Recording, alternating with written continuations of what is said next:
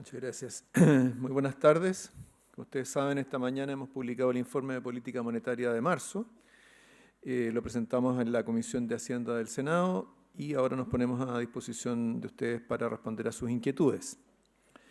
En la reunión de política monetaria del viernes pasado decidimos por unanimidad mantener la tasa de política monetaria en 3% y señalamos que el análisis contenido en el IPOM de diciembre y los datos del cierre estadístico, el menor nivel de inflación y sus perspectivas requerían mantener el estímulo monetario por un tiempo más prolongado de lo que habíamos comunicado en diciembre pasado. Esto, sin embargo, no modifica el que seguimos estimando que hacia el mediano plazo será necesario reanudar el proceso de normalización de la tasa de política monetaria para asegurar la convergencia de la inflación en el horizonte de política. Ahora les vamos a explicar las razones detrás de esta decisión. En primer lugar, es importante destacar que la actividad ha evolucionado de manera favorable en los últimos meses. Tal como lo anticipamos durante un buen tiempo, en 2018 la economía chilena tuvo un crecimiento superior al de años previos, con un impulso que se mantiene hasta la actualidad. Así, después de una pausa en el tercer trimestre del año pasado, en los últimos meses se retomó un mayor ritmo de crecimiento de los sectores no mineros. En todo caso, la minería ha tenido cifras más negativas que lo esperado y por el lado del gasto el crecimiento ha estado liderado por la inversión, previéndose que ello continúe en el 2019 y 2020. El consumo también muestra una mayor solidez. La principal diferencia con el escenario base de diciembre está en la inflación. Medida por el nuevo IPC, esta es menor que lo que se había venido reportando. Esto lo podemos ver en ese gráfico. Este gráfico se refiere solamente a la inflación acumulada desde febrero a diciembre del 2018. En la presentación de esta mañana y en el informe también hablamos de las cifras más actualizadas a febrero del 2019. Es importante notar que la actualización de la canasta del IPC tiene como objetivo principal medir tanto el cambio en las preferencias de consumo como el cambio en los precios relativos de los bienes de la canasta de consumo. En este sentido, su actualización y la introducción de mejoras metodológicas en la medición y captura de precios constituyen un avance en términos de la medición de la inflación. Esta medición del IPC representa de mejor forma los patrones de consumo de la población en la actualidad. En cualquier caso, al coexistir con un crecimiento robusto, el menor nivel de la inflación no es indicativo de debilidades del lado de la demanda, sino que de mayores fortalezas del lado de la oferta. Estas surgen de cambios en algunos mercados de productos y del mercado del trabajo. En este último caso se manifiesta el efecto de la fuerte inmigración que ha recibido el país en los últimos años. Esto lo que significa es que la economía chilena cuenta con mayores holguras de capacidad que lo que se había venido estimando. Cuando se actualice la estimación del PIB tendencial y potencial en junio próximo, se contará con una medición más precisa de estas holguras, pero por el momento se puede adelantar que ellas deberían ser suficientes como para permitirle a la economía crecer más sin acumular presiones inflacionarias. En particular, nuestras proyecciones arrojan que la convergencia de la inflación subyacente a la meta de 3% se dará casi un año más tarde que lo proyectado en diciembre. En esa gráfica se incluye la trayectoria y proyecciones para la inflación total. Junto con eso también tenemos proyecciones para la inflación subyacente. Esto indica que el retiro del estímulo monetario debe ser más pausado que lo anteriormente comunicado por el Consejo. De acuerdo al supuesto de trabajo utilizado en las proyecciones, basada en la encuesta de expectativas económicas de marzo, no se contemplan cambios en la tasa de política monetaria, al menos durante los próximos 2 trimestres. Respecto del crecimiento, estas proyecciones consideran que este año la economía se expandirá en un rango entre 3 y 4%. Para el 2020 anticipamos un crecimiento dentro del mismo rango, 3 a 4%, y para el 2021 uno entre 2,75 y 3,75%, todos ellos reflejados en este cuadro. En este último caso, considerando una economía que para esa fecha habrá ido reduciendo sus holguras de capacidad y que debe crecer en torno a su tendencia, o sea, lo que explica que sea un rango algo inferior al de los 2 años anteriores.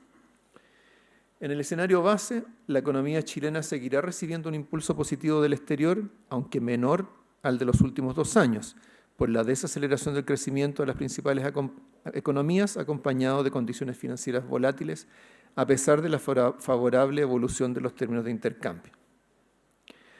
Respecto de los riesgos, el banco sigue considerando un balance de riesgos externos a la baja, corroborado por la mayor incertidumbre que prima en los mercados, por lo que no puede descartarse un empeoramiento significativo de la situación. En lo interno, el balance de riesgos está equilibrado para la inflación y el crecimiento. En suma, entonces, la economía chilena se encuentra en un buen pie para enfrentar escenarios más adversos. En particular, la política monetaria se encuentra hoy en una posición expansiva, sin presiones inflacionarias inminentes y con espacio para reaccionar frente a eventuales shocks externos. Esto se suma al rol amortiguador que cumple la flotación cambiaria y la protección que representa contar con un mercado de capitales profundo y una baja exposición de los agentes económicos a riesgos cambiarios y financieros. Las decisiones recientes del Banco Central demuestran que éste cumple con su compromiso de conducir la política monetaria con gradualidad y cautela y que puede adecuar la trayectoria de la misma sin inercias y sin complejos al incorporar nueva información que incluya sobre su diagnóstico de la economía chilena y su entorno externo. Con esto entonces quedamos a su disposición para responder a sus preguntas.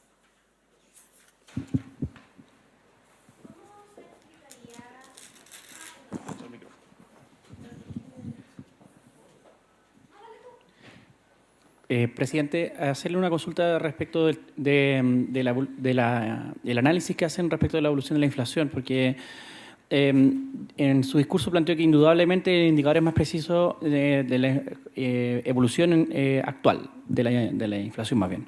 Pero, sin embargo, en las últimas semanas se ha visto algunas críticas de algunas partes de analistas a cómo se hizo incluso el empalme. En su planteamiento, de alguna manera, parece que se valora finalmente el trabajo. ¿Son justificadas las críticas que se ha hecho en ese sentido al ajuste al año base 2018? A ver, primero, no me corresponde a mí calificar ¿cierto?, las críticas, opiniones que se dan en torno a los indicadores económicos. Yo creo que me parece que la primera pregunta que tenemos que hacernos respecto del IPC es si acaso el nuevo IPC es o no una medición más correcta de lo que es la inflación para los chilenos hoy día. En esto, pensemos que el nuevo IPC incluye dos tipos de ajustes. En primer lugar, incorpora una nueva canasta de consumo. Esta canasta de consumo está basada en la encuesta de presupuestos familiares del 2017. El antiguo IPC, base 2013, estaba basado en una encuesta de presupuestos familiares del año 2012. En segundo lugar, el nuevo IPC incorpora algunos cambios metodológicos que buscan capturar de mejor manera los precios en algunos productos que tienen han tenido algunas dificultades en materia de volatilidad o de cambios en las características de los productos. En el caso de la canasta de consumo, pensemos, por ejemplo, que en la nueva canasta hay un aumento en general en la ponderación de los servicios, lo cual significa que los chilenos consumimos hoy día, dedicamos una proporción mayor de nuestro presupuesto a el pago de servicios. Por ejemplo, en materia de restaurantes, en términos de servicios de telefonía, servicios de internet, etc.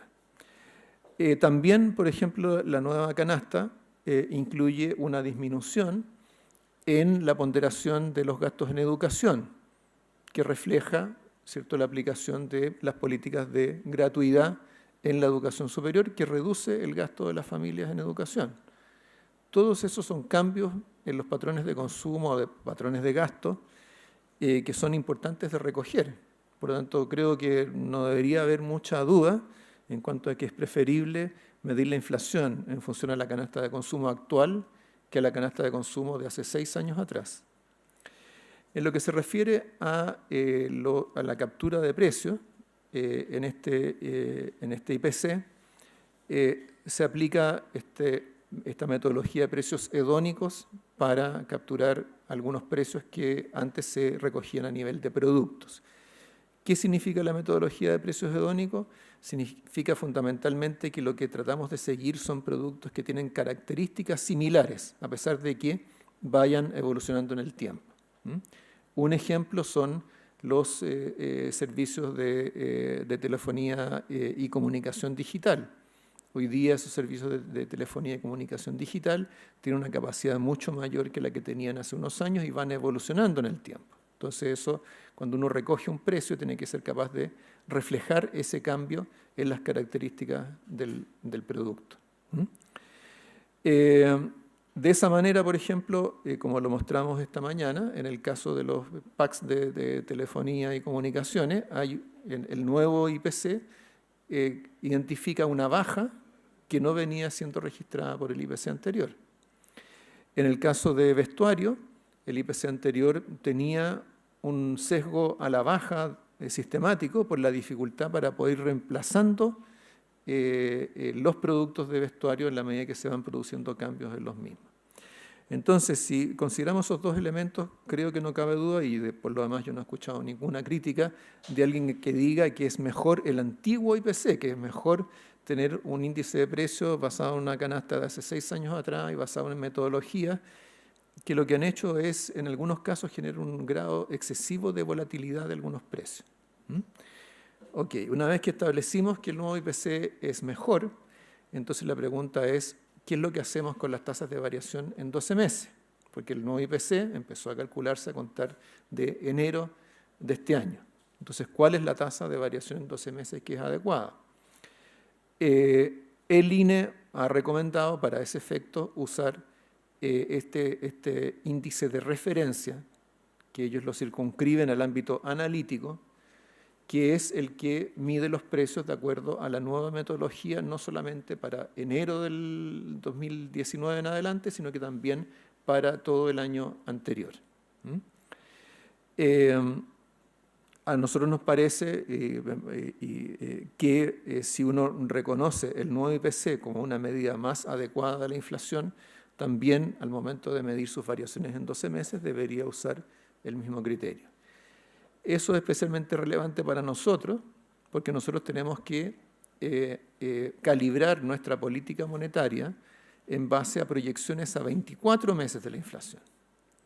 Por lo tanto, en esas proyecciones a 24 meses, obviamente vamos a estar usando el nuevo IPC. Y si queremos construir esas proyecciones a partir de lo que ha pasado recientemente, tenemos que usar también una serie que es consistente con ese nuevo IPC. Ahora, nuevamente, esto, de acuerdo a lo que es la recomendación del INE, es los índices que uno usa para fines analíticos.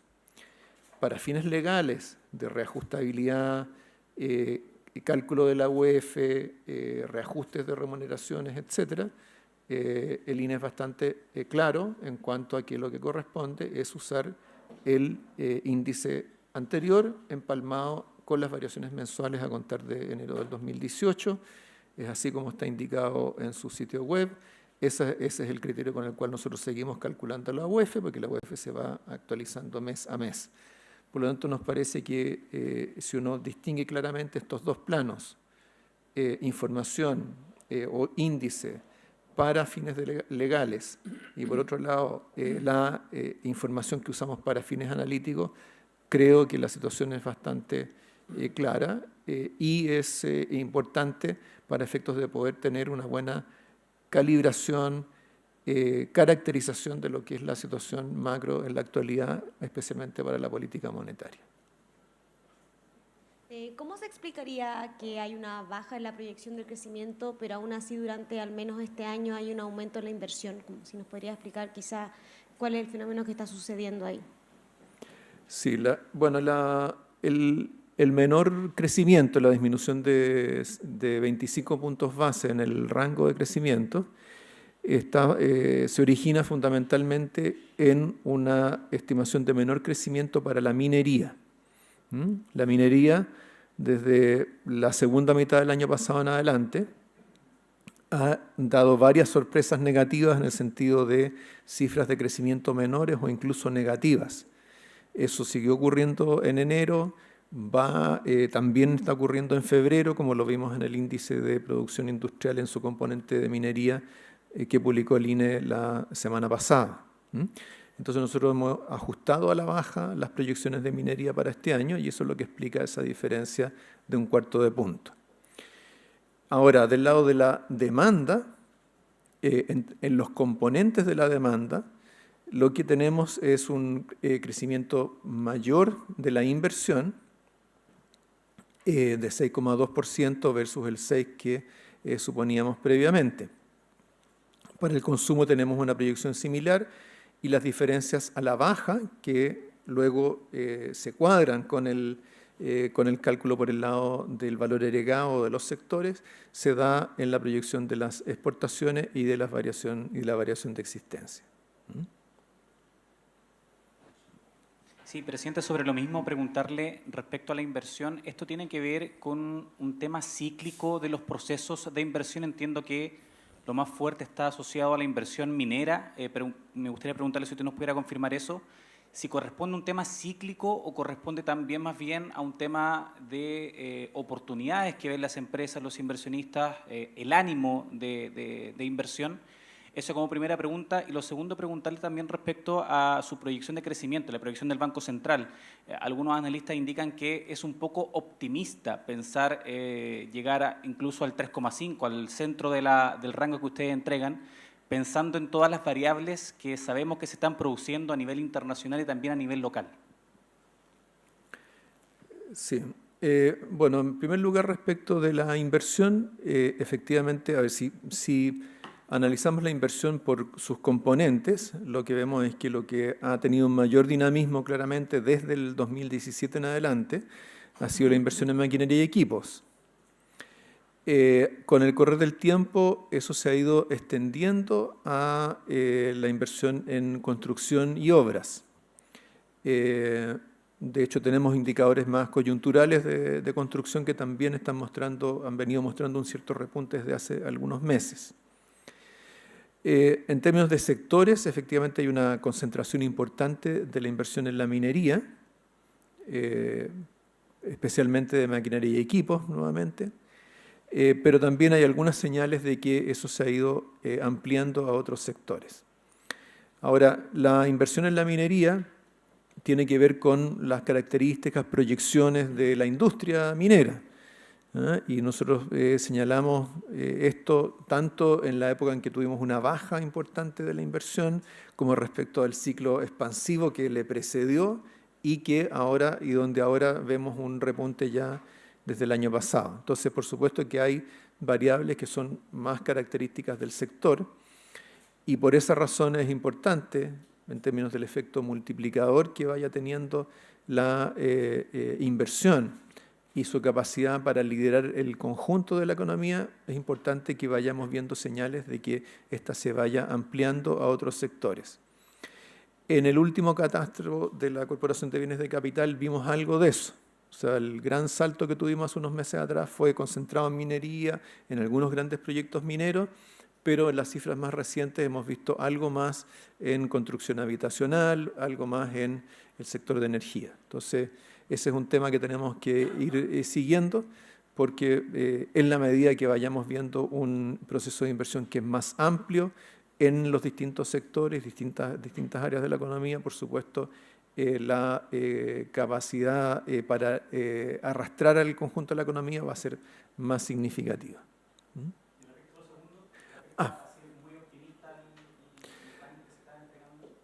Bueno, en estos momentos, hasta donde recuerdo, la última cifra de Consensus Forecast para crecimiento en el 2019 es de 3,3, 3,4% me parece. La encuesta de expectativas económicas es 3,4%.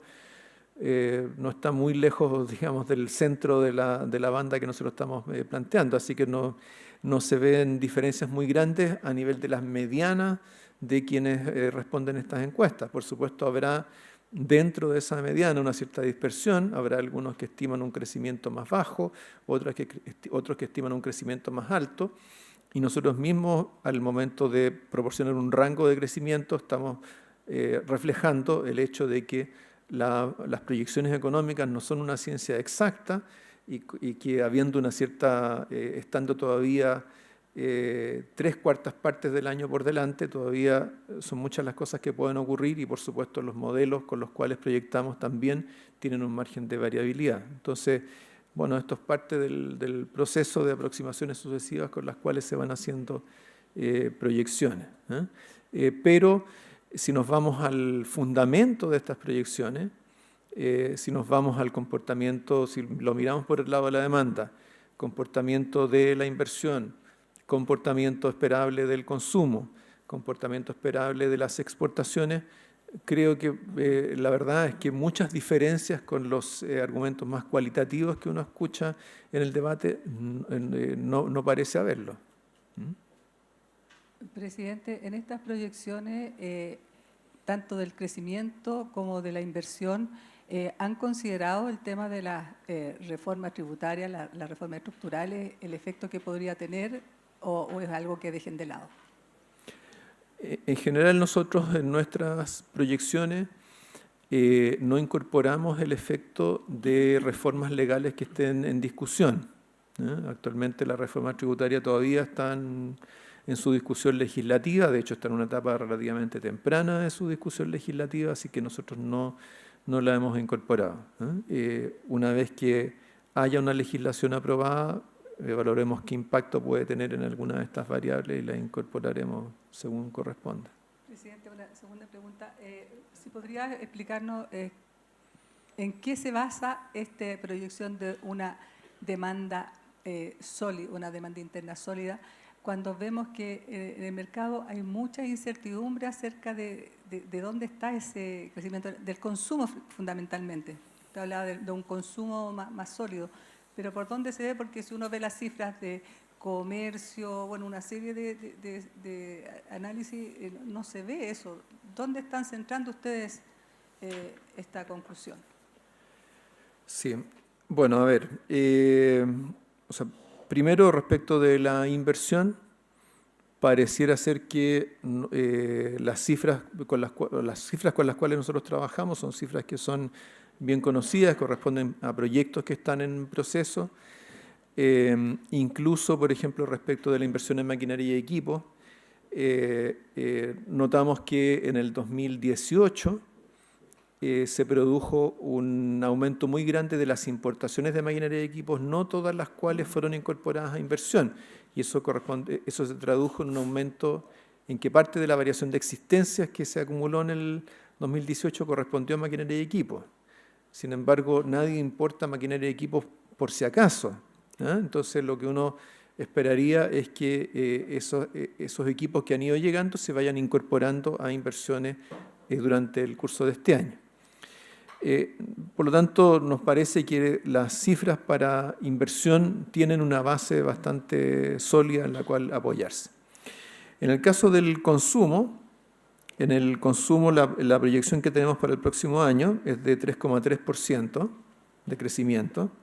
Es menor a la que tuvimos en el 2018, que fue de 3,7%, y para el 2020 tenemos un crecimiento del consumo de 3,5%. Es decir, no se trata de cifras exageradamente optimistas respecto de lo que uno podría esperar. Estas cifras están en línea ¿con qué? Están en línea con la evolución del ingreso disponible que uno puede proyectar para el año, están en línea con lo que podría esperar en términos de masa salarial.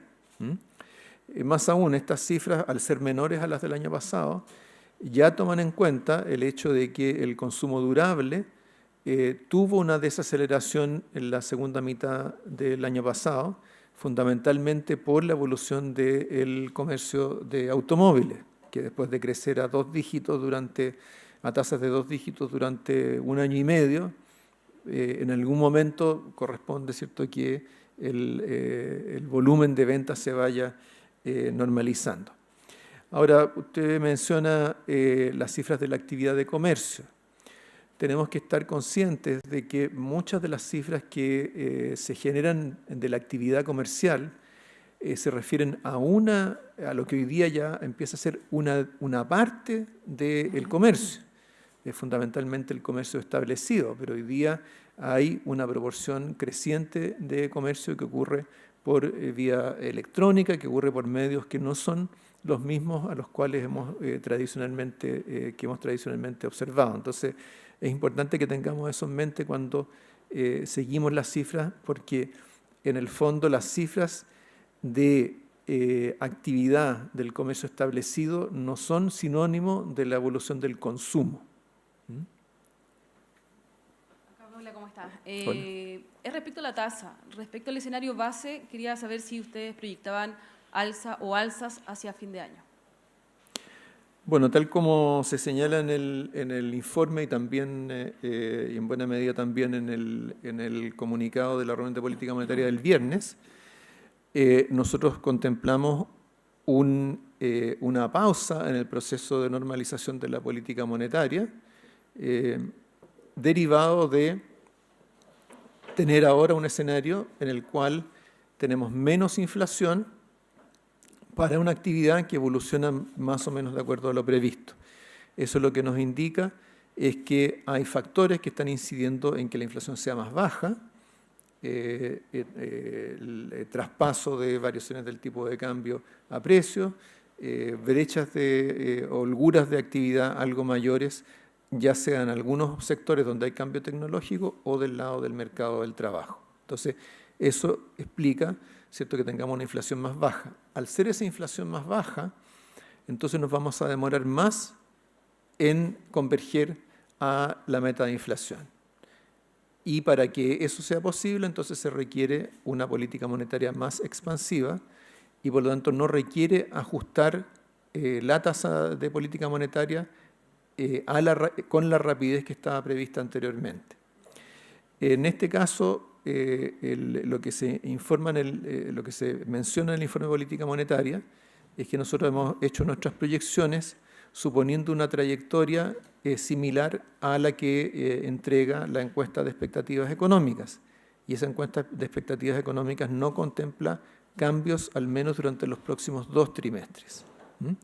Eso significa que de haber un alza adicional de la tasa de política monetaria, eso ocurriría hacia el final del año, que se agregaría a la que ya ocurrió en enero. Entonces eso muestra una trayectoria que por supuesto tiene diferencias importantes con la trayectoria anterior, que a su vez es reflejo de tener una medición de inflación que también es considerablemente más baja. Si lo queremos ver en términos de la trayectoria de la inflación futura, pensemos que esto lo que está mostrando es que la inflación, particularmente la inflación subyacente medida por el IPC-SAE, convergería a la tasa de 3%, al ritmo de 3%, alrededor de un año más tarde de lo que teníamos previsto en diciembre. Entonces, en esa circunstancia, por supuesto, se requiere una política monetaria más expansiva, mantener la expansividad actual de la política monetaria durante más tiempo para ayudar a que la convergencia de la inflación, en definitiva, se produzca en el mediano plazo. Presidente, preguntarle también por los efectos de la inmigración en la economía de nuestro país, considerando también que la población chilena cada vez está envejeciendo más. ¿Eso sería positivo finalmente, la fuerza laboral que llega de los inmigrantes acá a Chile?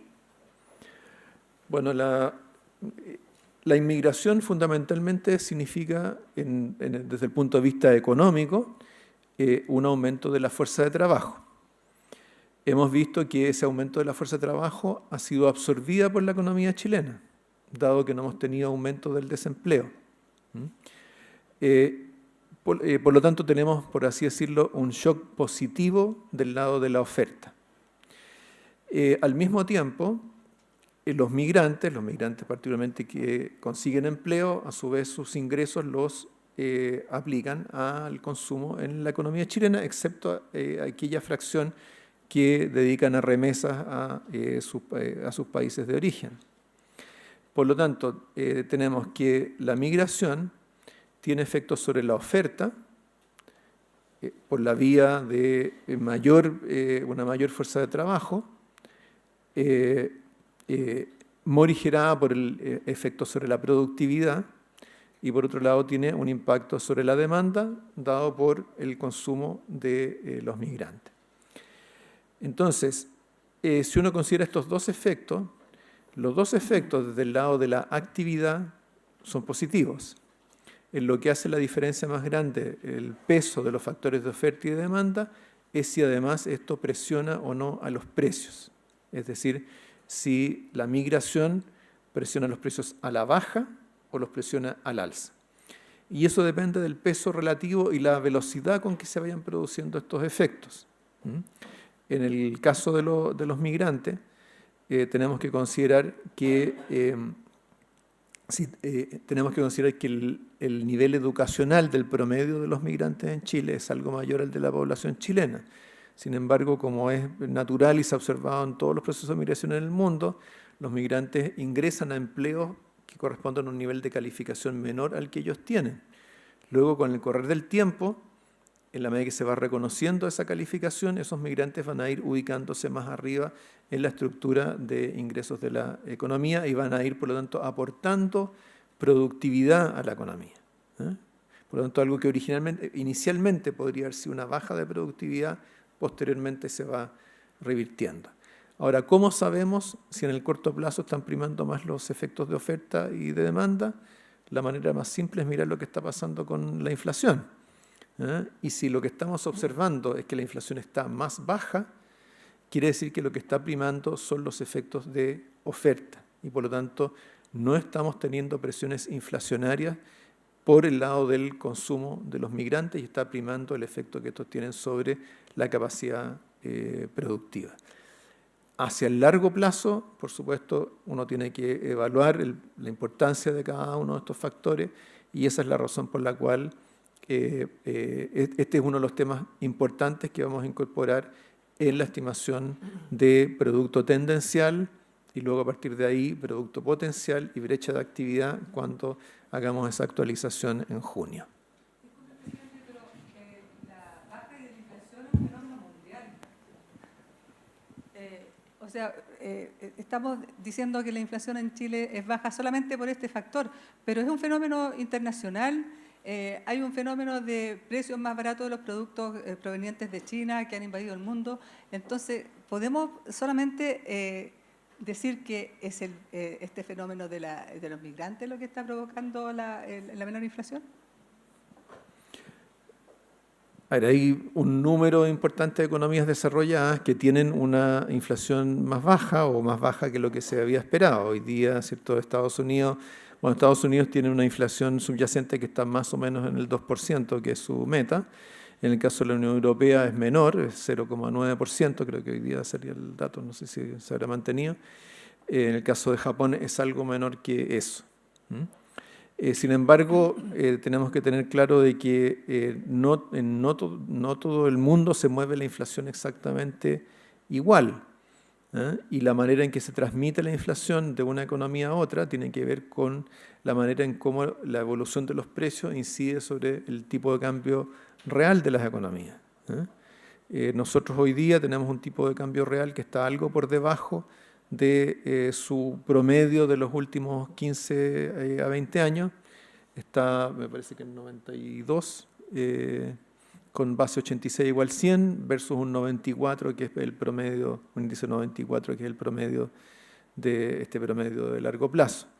De manera que, en términos de lo que es la dinámica de la inflación, sigue dependiendo en buena medida, para la inflación doméstica sigue dependiendo en gran medida de lo que es el cuadro macroeconómico local y el papel de las políticas públicas y de la política monetaria en esta en particular. Presidente, volviendo sobre el tema de la migración, preguntar en qué plazo se asume que la economía chilena va a terminar de asumir o de, digamos, de que se consoliden los efectos positivos o todos los tipos de efectos que se puedan dar respecto del flujo migratorio. Y ligándolo con una segunda pregunta, si es correcto o no asumir que tanto el PIB potencial como la tasa neutral son menores a los niveles actuales. Entiendo que se van a revisar en junio, pero claro, si es que se puede de alguna manera prever quizás que son menores. Por supuesto. Cuando hagamos la actualización en junio, como decía hace un momento, vamos a tener que evaluar el peso relativo de cada uno de estos factores. Uno de los elementos más importantes va a ser cómo evoluciona la productividad a la luz de que tenemos una fuerza de trabajo que tiene un nivel educativo que ha aumentado un poco respecto de la que teníamos hace 3 años atrás. Entonces, eso es parte del ejercicio que vamos a tener que hacer. No podemos adelantar qué es lo que va a ocurrir, pero cuando tengamos esta misma conferencia de prensa en junio próximo, nos van a poder demandar todo tipo de detalles en relación a la estimación que se haya hecho. Ahora, en lo que se refiere a la tasa de interés neutral, hay que tener en cuenta de que hay factores que pueden, o sea, mientras en el caso del producto tendencial parece bastante probable y bastante evidente a la luz del comportamiento de la inflación que estamos teniendo un efecto positivo sobre el lado de la oferta y mayores holguras, cuya dimensión exacta la evaluaremos en ese momento. En el caso de la tasa de interés neutral, tenemos fuerzas que van en direcciones distintas. El hecho, por ejemplo, de que las tasas de interés en el resto del mundo estén bajas y que la tasa de interés neutral en algunas de las principales economías del mundo se estima que sea más baja, para una economía abierta en la cuenta de capitales como es la nuestra, tiene un efecto sobre la tasa de interés neutral local, a la baja. Por otro lado, si tenemos un crecimiento tendencial, un potencial de crecimiento mayor que el que teníamos antes, eso significa, eso estaría asociado a una tasa de interés neutral más alta, no más baja. Entonces, en junio vamos a tener que haber hecho nuestro análisis de cómo pesan cada uno de estos factores que en este caso en particular apuntan en direcciones distintas. Por esa razón no podemos adelantar conclusiones. En el caso del producto tendencial, la intuición pareciera indicar con más claridad algún espacio mayor de crecimiento tendencial,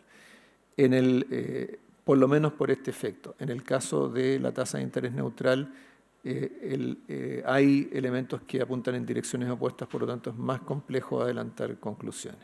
Presidente, preguntarle también respecto a, usted lo comentaba en una respuesta anterior sobre el impacto que ha tenido la política respecto al empleo. Se sabe y se ha discutido respecto a la medición que realiza el INE. El INE ha reconocido que hay falencias o que se debiera cambiar esa medición. Preguntarle en el global respecto a si usted cree que efectivamente hay una subestimación del empleo que se ha generado en nuestro país en los últimos años o en el último año, considerando lo que argumenta el gobierno, y también preguntarle respecto a su mensaje hacia los chilenos. ¿Cuál es su mensaje para ellos? ¿Es una economía que está bien preparada? ¿Es una economía que está caminando de acuerdo a lo que se espera? ¿Cuál es el mensaje? ¿Vamos a ir de menos a más, como se ha dicho? Ok, voy a responder lo segundo y respecto a lo primero le voy a ofrecer la palabra a nuestro economista jefe y gerente de la División de Política Monetaria. El mensaje o lo que uno puede desprender de este informe es que la economía chilena está evolucionando favorablemente. Está creciendo en este momento, o creció durante el 2018 por sobre su potencial y en los próximos años irá convergiendo a esa cifra, pero hay una serie de factores que apuntan a un dinamismo que es positivo. Eso es especialmente destacable en un momento en que para la economía mundial han ido empeorando las perspectivas. Ahora, es importante también en ese mensaje entender cómo se compatibiliza una cosa con la otra, porque nosotros somos una economía abierta, integrada al mundo, y por lo tanto no podemos desligarnos de lo que ocurre en el resto del mundo. Bueno, la razón para esto es que, si bien es cierto, las perspectivas de crecimiento para la economía mundial se han ido ajustando a la baja, por otro lado, la respuesta de política monetaria y política fiscal en las mayores economías del mundo ha ido apuntando en la dirección de generar condiciones algo más favorables en los mercados financieros. En el caso nuestro, donde eso se manifiesta más claramente, es en nuestros términos de intercambio, y particularmente el precio del cobre. Hoy día, ustedes habrán visto, el precio del cobre cerró, me parece que a $2.92 en el mercado de futuros, subió respecto a la semana anterior y en realidad se ha mantenido en niveles relativamente favorables desde fines del año pasado. Entonces, esos son los factores que se contraponen y permiten que en el conjunto de condiciones externas estas todavía sean favorables para Chile, aunque no lo sean tanto como lo eran hace un tiempo atrás. El otro elemento que es favorable para nosotros es que al tener una inflación algo más baja, tenemos menos presiones para ajustar en el corto plazo la política monetaria. Vamos a mantener una política monetaria expansiva durante un tiempo algo mayor. ¿Y eso por qué es? Porque tenemos holguras de capacidad que son más amplias que las que pensábamos que teníamos hasta hace un tiempo atrás. Entonces, esos elementos son positivos. Ahora, por supuesto, en términos de cómo esto se va sintiendo en el bolsillo y en la realidad de los chilenos, obviamente eso es mucho más gradual. Tiene que ver con el ritmo al cual se generan los empleos, tiene que ver con cómo va cambiando la composición de los empleos. En el caso de la inflación tiene que ver con la canasta de consumo que cada uno tenga. Pero yo diría en general tenemos un cuadro que es relativamente favorable, especialmente mirado en el contexto de lo que es la economía mundial. Y quizás el otro componente de este mensaje es que nosotros dijimos que íbamos a actuar con gradualidad y cautela en la conducción de la política monetaria. Y cuando lo dijimos, yo lo dije en esta misma sala, hace 3 meses atrás, dijimos, cautela significa que vamos a ir observando cómo se comporta la economía, vamos a ir observando la nueva información y cuando sea necesario vamos a hacer ajustes en la trayectoria de la política monetaria. En este periodo, efectivamente, tuvimos información bastante relevante, particularmente la diferencia en la inflación medida por el nuevo IPC. Y por lo tanto, y en consecuencia, ajustamos la trayectoria de la política monetaria. Entonces, eso significa que el Banco Central está pendiente de tener un diagnóstico lo más ajustado posible de la economía, lo más realista posible, y cuando es necesario, puede hacer ajustes en la trayectoria de la política monetaria. Entonces, respecto al otro tema, Elías. Sí, respecto de la inmigración, me gustaría hacer levantar algunos puntos y hacer algunas aclaraciones también. En el IPOM de diciembre, nosotros hicimos una estimación de cuáles podía ser un rango de valores para el crecimiento de la fuerza de trabajo, cuando uno incorporaba el hecho de que había llegado un número importante de inmigrantes a Chile en los últimos 3 años, que sabíamos ya por conversaciones con el INE, el mismo INE lo había confirmado, de que eso, por cómo se diseña la encuesta de empleo, no estaba capturado en los factores de expansión. Después de eso, hemos tenido novedades también, en el sentido de que el INE hizo sus nuevas proyecciones, sus nuevas estimaciones y proyecciones de población de mediano plazo. Y ahí lo que aparece con bastante claridad es que se confirma la magnitud de este fenómeno migratorio. O sea, no solamente para los años que acaban de ocurrir, sino que también en un horizonte de 3, 4 años hacia el futuro, que eran, por supuesto, cifras que nosotros, de las cuales no hicimos ninguna estimación. Entonces, solamente por ese lado, en la proyección se estima que va a llegar también inmigración en los próximos años. Y sobre eso, ¿de qué valor estamos hablando? O sea, de lo que está en las proyecciones de población hasta el 2018, estamos hablando que en los últimos 3 años el crecimiento de la fuerza de trabajo fue en torno a 1,7% más que lo que estaba establecido sin la inmigración. Ese 1,7% más al año, ¿ya? Un número significativo. Quiero aprovechar también de responder una pregunta que hicieron antes respecto de ¿hasta cuándo dura este ajuste? Y es difícil responder esa pregunta porque la evidencia internacional no es demasiado clara en este sentido, ¿ya? Hay muy buena evidencia para preguntas muy específicas, cómo afecta la inmigración a un grupo de educación determinado, mucho menos cuánto dura la absorción de la migración, porque esto es evidencia macro que es difícil aislarla de otras cosas que están pasando en los países. Pero dicho eso, yo creo que esto depende de esencialmente 3 elementos. El primero es, bueno, hasta qué momento sigue llegando gente de afuera. Y esa dinámica, a su vez, tampoco es tan fácil de predecir. Eso es lo primero. Lo segundo es que, como decía el presidente, los trabajadores van a tomar un tiempo en estar trabajando en ocupaciones que reflejan sus niveles de capacitación o en trabajos similares a los que tenían antes de dejar el país de origen. Y la evidencia aquí muestra que estas brechas de salario respecto a donde podrían estar las personas en el largo plazo pueden demorarse 5 años o más en cerrarse. O sea, estos son procesos de una gradualidad bastante relevante. Y finalmente, lo otro que está ocurriendo en la economía básicamente se está rescalando de tamaño. Eso no solamente tiene más gente, sino que además tiene que acumular más capital para reflejar el nuevo tamaño de la economía. Y eso también puede tomar un tiempo porque el capital no es tan fácil de llegar y expandir en el corto plazo.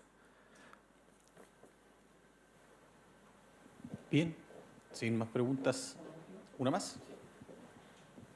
También se mencionó que el tipo de cambio real está por debajo de los promedios históricos de los últimos 15, 20 años, pero que se espera que retorne a su nivel promedio. Consultar por los riesgos de que eso no ocurra finalmente. ¿Qué implicancias tiene para la economía? Afortunadamente creo que tenemos un marco de política monetaria que está justamente diseñado para que este tipo de cosas tengan una importancia de segundo orden en el manejo de la política monetaria. En el sentido de que siempre hay riesgo, y de hecho el tipo de cambio es bastante volátil en Chile, es una de las herramientas de ajuste justamente que tiene la economía chilena, y uno puede tener un tipo de cambio real más apreciado, más depreciado, y eso por supuesto va a afectar la convergencia de la inflación en el corto plazo. Pero en el mediano plazo, y como está pensado el marco de política monetaria, está basado en proyecciones de inflación a 2 años plazo. Y típicamente las variaciones del tipo de cambio no van a tener muchos efectos acumulados a ese horizonte. En ese sentido, hacer política monetaria con un horizonte de 2 años nos permite estar un poquito inmune respecto de las variaciones del tipo de cambio.